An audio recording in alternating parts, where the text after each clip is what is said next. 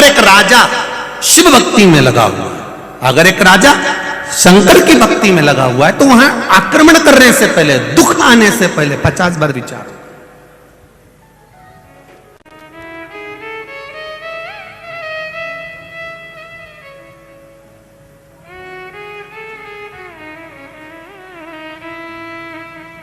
आपकी शिव भक्ति की प्रबलता होना चाहिए।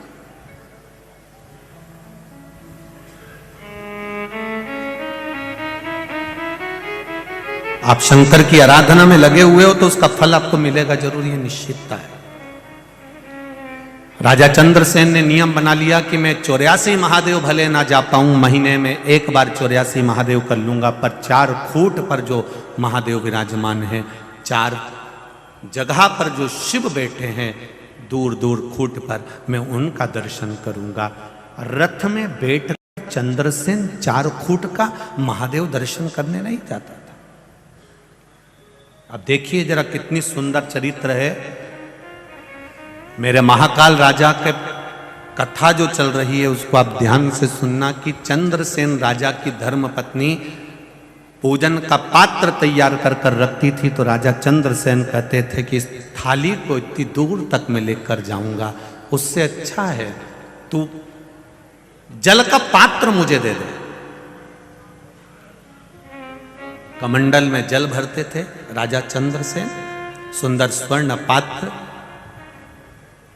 और 4 खूंट पर राजा चंद्रसेन चले जाते थे। जब चंद्रसेन राजा शिव मंदिर में आते हैं, शंकर जी का जल चढ़ाने आते हैं, तो वहां के जो विद्वत ब्राह्मण होते हैं वो राजा चंद्रसेन के लिए व्यवस्था करते हैं, आसन लगाते हैं, थाली तैयार रखते हैं, बेलपत्री तोड़कर ब्राह्मण देवता लेकर आते हैं, पुष्प तोड़कर ब्राह्मण देवता लेकर आते हैं, मंजरी तुलसी की ब्राह्मण देवता लेकर आते हैं। बहुत ध्यान से सुनना रे मेरे भाई और मेरी बहनों, जितने आस्था चैनल पर कथा सुन रहे हो और जितने लोग इस पावन धरा पर इंदौर की कथा सुन रहे हो, 12 ज्योतिर्लिंग के शिव महापुराण की कथा चल रही है। जिंदगी में जो राजा चंद्रसेन ने पाया आप भी पा सकते हो, पर एक गलती से जरा दूर रहिएगा। वो गलती को जरा हमें समझना है कि हमारी जिंदगी की वो कौन सी गलती है कि महादेव हमसे प्रसन्न नहीं होता।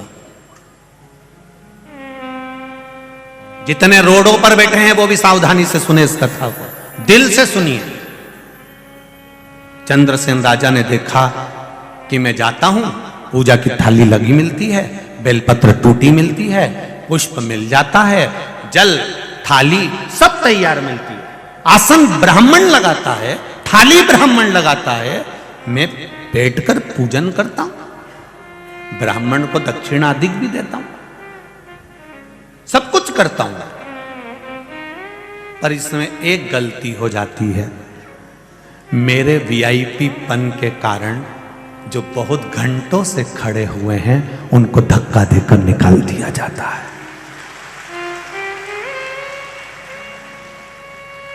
चंद्रसेन राजा के ये संवाद को अपनी जिंदगी में उतारिएगा। बहुत बड़े बड़े दानी हो आप लोग, बहुत बड़े बड़े धर्मात्मा हो आप लोग, बहुत वीआईपी भी हो आप लोग। मैं 1 लाख बेलपत्र शिव जी को चढ़ाती हूं, मैं 1.25 लाख चढ़ाती हूं सावन के महीने में, मैं इतना भंडारा चढ़ाती हूं सावन के महीने में, मैंने ये कर दिया, मैंने वो कर दिया। तुम 1.25 लाख बेलपत्र चढ़ाओ चाहे 1 करोड़ बेलपत्र चढ़ाओ, तुम्हारी 1.25 लाख बेलपत्र चढ़ाने में अगर तुम्हें अहंकार आता है तो वो 1 बेलपत्र शिव की उठाकर शिव पर चढ़ाने वाला आगे निकल जाता है। शंकर को तुम्हारी 1.25 लाख बेलपत्र नहीं चाहिए। किसी पुराण में नहीं लिखा शंकर भगवान की कि तुम 1.25 लाख बेलपत्र चढ़ाओ या 1 लाख बेलपत्र चढ़ाओ। शंकर भगवान की कथा कहती है 1 बेलपत्र भी मुझे अपना मानकर दिल से चढ़ाएगा तो तू मेरा हो जाएगा, मुझे ज्यादा नहीं चाहिए, अपने दिल से मुझे दे।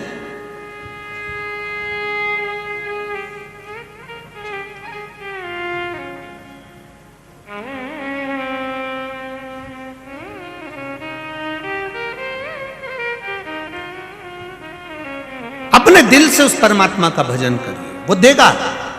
आप कितने भी वीआईपी हो, आप कितने भी ऊंचे पद पर बैठे हो, परंतु आप कितनों को कूच कर, कितनों को हटाकर फिर आप भगवान के पास तक पहुंचे हो। अब इतने जो पहले से खड़े हुए हैं, पहले से मन लगा कर बैठे हैं, दिल लगा कर बैठे हैं, उसको कष्ट देकर यदि आप शिव तक पहुंच भी जाओगे, शंकर नहीं मिल सकता, शिव नहीं मिल सकता।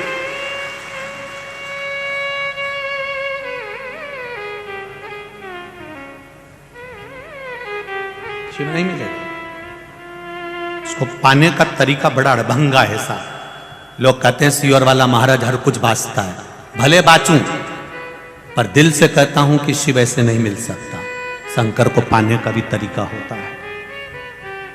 सीधा है वो, बहुत भोला है मेरा भोलेनाथ, उसके पास में दिखावा नहीं होता। राजा चंद्रसेन ने विचार कर लिया, ब्राह्मण के चरणों को नमन करा। ब्राह्मण देवताओं ने कहा, राजन तुम हमसे रूठ गए? नहीं ब्राह्मण देवता, रूठा नहीं हूं, आप हमारे प्रिय हो, आप हमारे लिए श्रेष्ठ हो, बस इतना सा निवेदन है। भेंट भी दूंगा, सब कुछ करूंगा, पर मंदिर के अंदर प्रवेश नहीं करूंगा। ब्राह्मणों की आंखों से आंसू बहने लगे। हमारा नगर का राजा और मंदिर के बाहर से चले जाए, मंदिर के बाहर से। ब्राह्मणों ने कहा, नगर का राजा ऐसा करेगा तो अच्छा नहीं लगेगा महाराज, लोग हम पर हंसेंगे, क्या कहेंगे? नहीं नहीं, आप ऐसा न करिए। नहीं ब्राह्मण देवता, आप मुझसे पूजन डेली पर करवाना। कहां करवाना? जम के बोलो जरा। डेली पर पूजन करवाना। दुनिया में ब्राह्मण से बढ़कर कोई कृपालु और दयालु नहीं हो सकता। उस ब्राह्मण ने कह दिया, गजब के राजा हो, देहली की पूजन कर रहे हो, यहां पर पूजन करोगे तो क्या मिलेगा? ब्राह्मणों जब राजा से कहते हैं, राजन आप मन में क्षुब्धता मत लाना कि देहली पर पूजन करने से कुछ नहीं मिलता, हम ब्राह्मण सन्यासी तपस्वी हमारी शिव आराधना का फल देते हैं। दरवाजे पर भी, देहली पर भी अगर आपने पूजन करी है तो हमने जो शिव अर्चना का फल पाया है, मात्र देहली पर प्रणाम करने से ब्राह्मण जो अंदर बैठकर शंकर जी की आराधना करता है, ब्राह्मण जो अंदर बैठकर महामृत्युंजय पाठ करता है, ब्राह्मण जो अंदर बैठकर संकल्प लेता है, ब्राह्मण जो अंदर बैठकर पूजन करता है, मात्र शिव मंदिर की देहली पर माथा रख देने से ब्राह्मण का सारा पुण्य उसके खाते में आ जाता है। जो उसने अंदर भजन करा है, जो उसने पुण्य कमाया है, ब्राह्मण अपना पुण्य देता है। इसलिए गो ब्राह्मण ये दोनों का एक क्रम है। गाय अपने बच्चे के दूध भगवान उसको देता है तो अपने बछड़े के लिए देता है। गाय को दूध बछड़े के लिए दिया जाता है, पर बछड़े को तो पास में बांधा जाता है, गाय का दूध निचोड़ लिया जाता है। गाय खड़ी रहती है तो भी खुश होती है, मेरा बछड़ा नहीं पिए पर मेरी संतान तो पी रही है, गाय उसमें खुश है। ब्राह्मण उसमें खुश है कि दरवाजे तक आया तो है, द्वार तक पहुंचा तो है, देहली तक आया तो है। जो राजा चंद्रसेन ने देहली की पूजन चालू करी, दरवाजे की पूजन चालू करी, वो पूजन आज तक चल रही है। जब नए मकान का मुहूर्त होता है तो पूरे मकान में कंकु चावल नहीं छीटे जाते हैं, और तुम्हारे इंदौर में छीटते हो तो बता। जब नए मकान का मुहूर्त होता है, नई दुकान का मुहूर्त होता है, नए महल का मुहूर्त होता है, उस जगह पर दीवालों की पूजन नहीं होती, बिल्डिंग की पूजन नहीं होती, केवल एक पूजन होती है। मां कलश लेकर दरवाजे के अंदर जब जाती है तब द्वार की पूजन होती है। ये राजा चंद्रसेन ने दिया, ये राजा चंद्रसेन ने, उज्जैनी नरेश ने दिया है हमको, कि केवल दरवाजे की भी पूजन, देहली की भी पूजन हो गई तो उससे बढ़कर कुछ सुख नहीं है, उसमें प्रवेश हो गया। मेरी माताएं जब घर छोड़कर जाती हैं अपने मायके के लिए तो देहली को प्रणाम कर कर जाती हैं। बोलो री जी सही है कि गलत है? जब अंदर आती हैं तो देहली को प्रणाम करती हैं। बच्चा घर में जन्म लेता है, अंदर प्रवेश करेगी तो देहली को प्रणाम करेगी, कहीं जाएगी तो देहली को प्रणाम करेगी। कोई माता ऐसी नहीं होती जो घर की दीवारों को माता रोकेगी। वो करे तो देहली को प्रणाम करेगी, देहली को, चौखट को प्रणाम करेगी, तो चौखट को प्रणाम। चंद्रसेन ने नियम बना लिया। ये नियम जितने लोग आस्था चैनल पर कथा सुन रहे हैं, जितने लोग फेसबुक यूट्यूब पर कथा सुन रहे हैं, जितने इस पंडाल में कथा सुन रहे हैं और चारों तरफ रोड पर बैठकर जितने लोग कथा सुन रहे हैं, उनसे केवल निवेदन करूंगा, आप शिव के मंदिर अंदर नहीं जा सकते, बहुत जल्दी है आपको जाने की, ऑफिस जाने की, दुकान जाने की, तो शंकर के मंदिर के वहां गाड़ी को रोको और इस माथे को शिव के सामने झुका दो, उसमें पूरा फल प्राप्त हो, पूरा फल। वो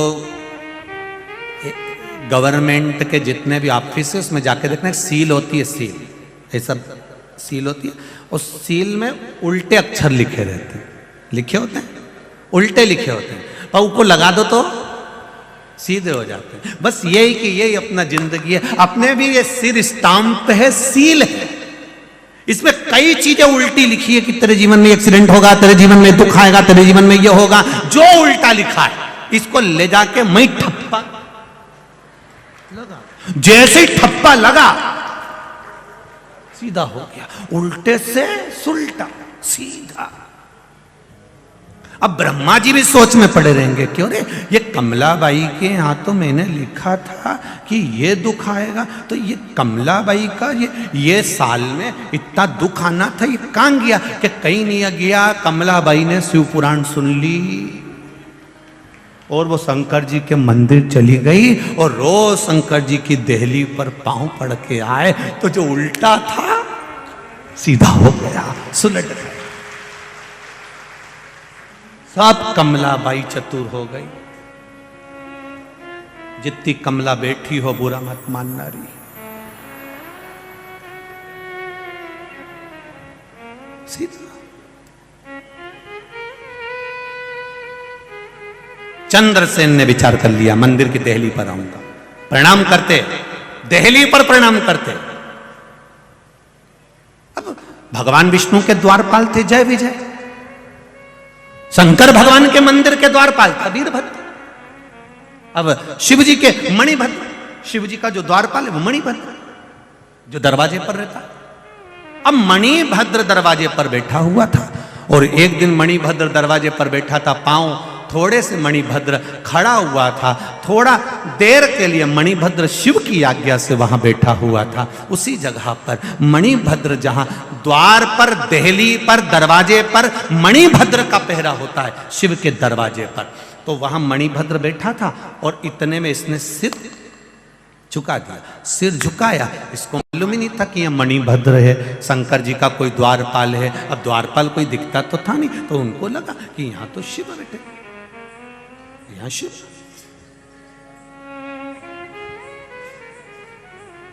मणिभद्र बैठा।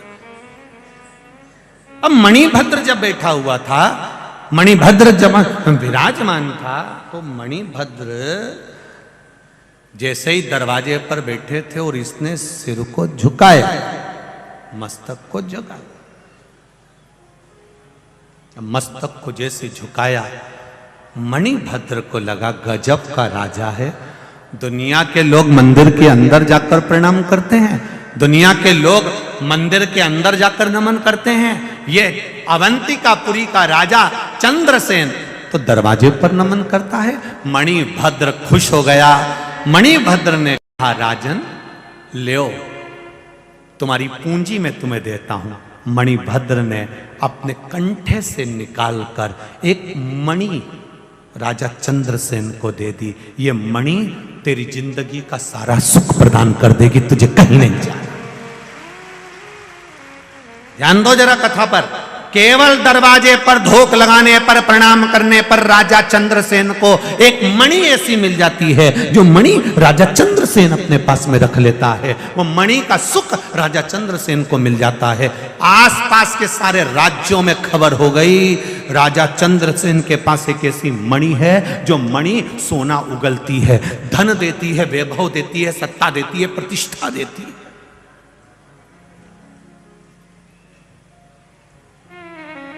वो मणि सोना दे रही है, वो रत्न माणिक मोतियां दे रही है।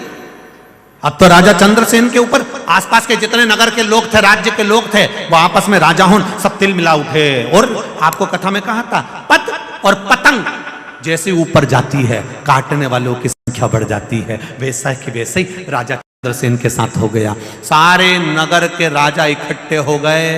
पहले एक राजा ने खबर करी कि वो मणि हमको दो। चंद्रसेन ने मना कर दिया, तुम पूरी सत्ता ले जाओ पर मणि नहीं दूंगा। दूसरे ने खबर करी, हम उसको आक्रमण से ले लेंगे। चंद्रसेन ने कहा, भले तुम मणि नहीं दूंगा, तुम आक्रमण कर दो। सारा साम दाम दंड भेद सब लगा लिया चंद्रसेन राजा से मणि लाने के लिए। नहीं मिली, तब पूरे चारों तरफ के राजाओं ने अपनी सेना तैयार कर दी और आक्रमण की तैयारी होने लगी केवल एक मणि के लिए। केवल एक मणि जो मणिभद्र ने दी थी, जो शिवजी के द्वार से प्राप्त हुई थी, उस मणि के लिए आक्रमण करने की तैयारी हो गई। राजा को मालूम पड़ा आज चारों तरफ से सेनाएं तैयार होकर अवंतिकापुरी पर आक्रमण करने आ रही है। धर्म पत्नी के पास में पहुंचा। धर्म पत्नी ने 4 खूट के चारों ब्राह्मणों को बुला लिया। 4 खूट के चारों ब्राह्मणों को बुलाकर धर्म पत्नी ने पूछा, ब्राह्मण देवता, आपके आशीर्वाद से मेरे पति को यह मणि मिली है, दरवाजे पर मात्र प्रणाम करने से यह मणि मिली है, और यह मणि मेरे पति के लिए बड़ा कष्ट पैदा कर रही है। चारों तरफ से आक्रमण हो रहा है, कुछ करिए ब्राह्मण। तब ब्राह्मणों ने कहा, क्यों चिंता करती हो महारानी जी, जिस दरवाजे से मणि मिली है वही दरवाजे पर रहने वाला और मंदिर के अंदर रहने वाला ही तो राजा को बचा लेगा। तुमको लड़ने की जरूरत ही क्या है? जिसने दिया है वो संभालेगा।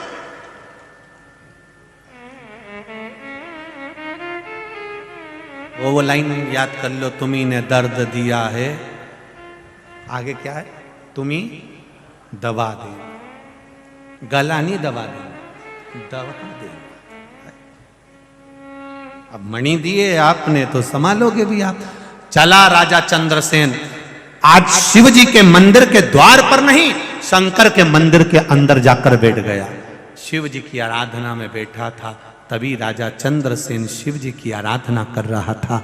इतनी देर में एक स्त्री जो वैधव्य थी, अपने छोटे से बच्चा, छोटा सा बालक जो एक मात्र 4.5 से 5 वर्ष का बालक था, उस छोटे से बच्चे को श्रीकर, जिसका नाम था, श्रीकर नाम के उस बालक को लेकर जा रही थी।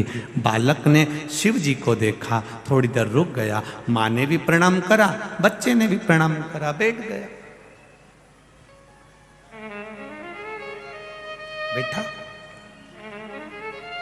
श्रीकर उस नारी का पुत्र, छोटा सा बच्चा राजा को देख रहा है। ब्राह्मण देवता मंत्र बोल रहा है, ब्राह्मण बहुत तेज तेज मंत्र बोल रहे हैं। राजा पूजन कर रहा है, अभिषेक कर रहा है, फूल पत्ती चढ़ा रहा है, बेलपत्री चढ़ा रहा है, पुष्प चढ़ा रहा है शिवलिंग पर। बच्चे ने देख लिया। तुम्हारे यहाँ के बच्चे भी ऐसे ही होते हैं। दादी क्या करती है वो देखता है।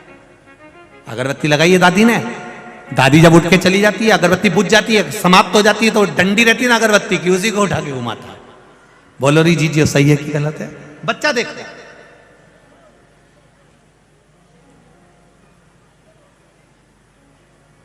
घर के बुजुर्ग हमारे घर के बच्चों को सीख प्रदान करते हैं।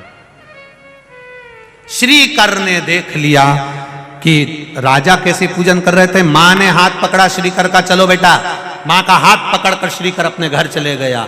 दूसरे दिन श्रीकर ने विचार करा, मेरी मां ना जाने कौन से मंदिर लेकर गई थी इतनी दूर, मैं कहां जाऊंगा मंदिर में। श्रीकर ने एक वृक्ष के नीचे से मट्टी उठा ली, उस मट्टी का शिवलिंग बना लिया। शिवलिंग बनाकर जमीन पर रख दिया। जमीन पर रखा है, ना चौकी है ना पाटा है, जमीन पर रख दिया। अब गया श्रीकर तैयारी करने के लिए, पानी भर कर लिया आया एक बाल्टी में, उसको नहीं मालूम कि बेलपत्री कैसी होती है। सब पेड़ों की पत्तियां तोड़ के ले आया, सब पेड़ों की पत्ती, फूल तोड़ लाया, जमीन पे ही रख लिया, बैठ गया जैसा राजा बैठा था। अब पंडित जी मंत्र बोल रहे थे मंदिर के अंदर, अब इसको मंत्र तो आते ही नहीं थे। चालू हो गया, मुंह बड़बड़ करे, मुंह चलाए। बच्चों को देखना, जब तुम्हारे घर में कोई पंडित जी पूजन करके चले जाएं तो बच्चे भी फिर उनकी नकल करते हैं, बच्चे भी नकल करते। पंडित जी जैसा जैसा करेंगे ना, बच्चे वैसा वैसा पंडित जी को देखकर करेंगे। सीख देते ब्राह्मण, सीख देते घर के बुजुर्ग, सीख दे रहा। उस बच्चे ने बड़बड़ाना चालू करा, बड़बड़ बड़बड़ बड़बड़ करता रहा। थोड़ी देर बाद मुंह में उंगली रखकर बड़बड़ बड़बड़ करता रहा। जब आखिरी में अब जल चढ़ा रहा है, अब पुष्प चढ़ा रहा है, और जैसा राजा बैठा था ऐसा बैठ गया। श्रीकर की मां ने अंदर से आवाज लगाया, श्रीकर,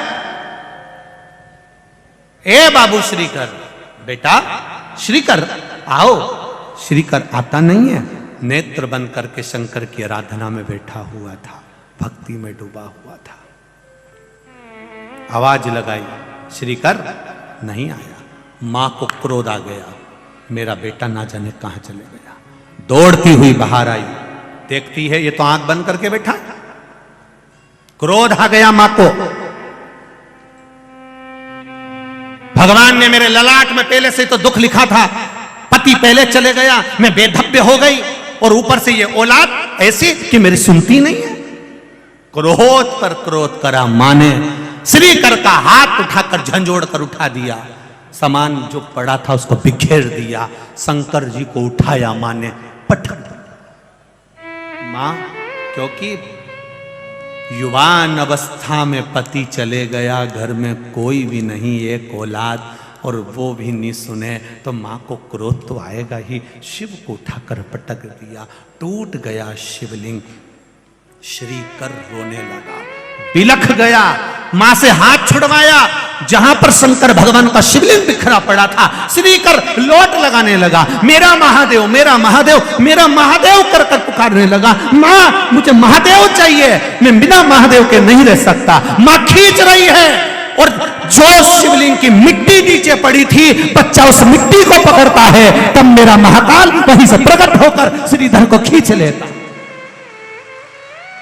तब मेरा महाकाल प्रकट हुआ, काल अधिपति तब प्रकट हुआ।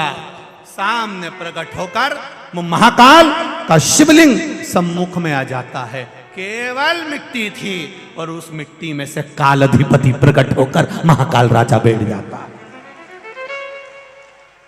वो काल अधिपति शिव उस मिट्टी में से प्रकट हो गया। मां, शिव ने दर्शन दिया, माता ने चरणों में धोख लगा ली, क्षमा मांग ली, गलती हो गई प्रभु क्षमा करिए, मैं ग्वालन, मैं गाय और आदि पशुओं को पालने वाली, मुझ में कहाँ ज्ञान होगा। मेरे बच्चे ने कुछ गलती कर दी। नहीं, बच्चे ने गलती नहीं करी, उसके विश्वास ने मुझे इस अवंतिका में मुझे प्रकट करा है। श्रीकर, मांग तुझे क्या चाहिए? श्रीकर कहते हैं मैं कुछ नहीं मांगना चाहता।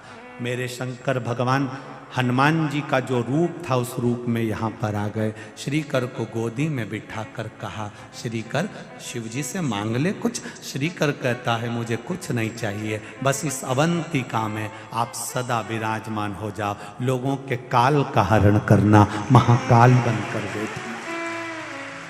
शिव जी ने कहा, सुनो श्रीकर, मेरा वर आशीर्वाद है, तुम्हारी 8 पीढ़ी पूरी निकलेगी और 8 पीढ़ी में तुम्हारे यहाँ नंद बाबा का जन्म होगा। उस नंद राय जी की गोद में स्वयं नारायण खेलेंगे कृष्ण बनकर। ये मेरा वर तुम्हें दे, ये मैं वर देता हूं। एक छोटा सा बालक मेरे महाकाल को प्रकट करने की सामर्थ्यता रखता है। मेरे बच्चों से निवेदन है,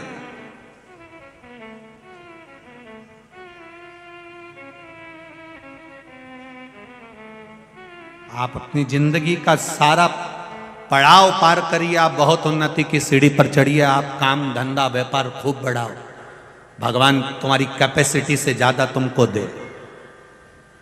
तुम्हारी चादर जितनी है उससे दुगना मेरा भोलेनाथ तुमको दे। तुम नौकरी करती हो बेटियां, तुम जीन्स पहनती हो, टी शर्ट पहनती हो, तुम लड़के जीन्स और टी शर्ट पहनकर नौकरी पर जाते हो, चाहे पैंट शर्ट पहनकर जाते हो, तुम कितनी भी उन्नति की सीढ़ी पर पहुंच जाओ, चाहे तुम कलेक्टर एसपी डीएसपी जो बनना हो बन जाओ, चाहे तुम्हें जिस पद पर पहुंचना हो, आदि कमिश्नर के भी पद पर पहुंच जाओ और ऊंची पद पर पहुंच जाओ, पर एक बात याद रखना,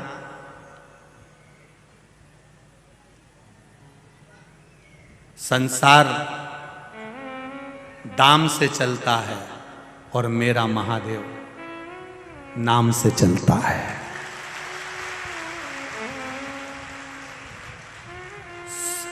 कुर्सी गई, पद गया, प्रतिष्ठा गई। तुम कितने बड़े भी अच्छे से अच्छे खूब ऊपर पोस्ट पर बैठ जाओ, जब कुर्सी चली जाएगी डोकरे हो जाओगे, तुम्हारी औलाद ही तुम्हारी नहीं सुनेगी तो दूसरा क्या खाक सुनेगा। पद प्रतिष्ठा में मेरी बेटियां ये अपने चित्त वृत्ति में बिठा कर रखना कि मैं बड़ी सुंदर हूं, मैं इस कंपनी में जॉब कर रही हूं, मैं इस कंपनी में जॉब करता हूं, मैं इस कंपनी में हूं, मेरी कंपनी का पैकेज जितना है, मेरी कंपनी का पैकेज जितना है, तुम्हारी कंपनी का कितना भी पैकेज हो, ऊपर की कंपनी के पैकेज कितने हैं ये तुझे क्या मालूम है? वो पैकेज कितना है, उस पैकेज को बढ़ाने का प्रयास करिएगा। राम नाम, कृष्ण नाम, शिव नाम कितना लिया, शंकर के मंदिर में कितनी बार गई, भले जींस पहनो, भले टी शर्ट पहनो, पर शिव मंदिर तक कितनी बार गई। दुनिया के लोग हंसे, हंसने दो, अगर आज मंदिर जाने से दुनिया के लोग हंसेंगे तो ये निश्चित है एक दिन वो भी तेरे लिए ताली बजाएंगे कि बाबा बहुत ऊपर उन्नति की ओर बढ़ गई है। शर्म नहीं करना हमको मंदिर जाने में। बेटियों से निवेदन, नवयुवक बेटों से निवेदन, चाहे दुनिया के लोग कितना भी कहें, हमें मंदिर जाने में शर्म नहीं करना चाहिए। हम कितने भी फैशन में रहते हो, चाहे हम कितने भी सुंदर हों, पर हमें शिव मंदिर में जाने से कोई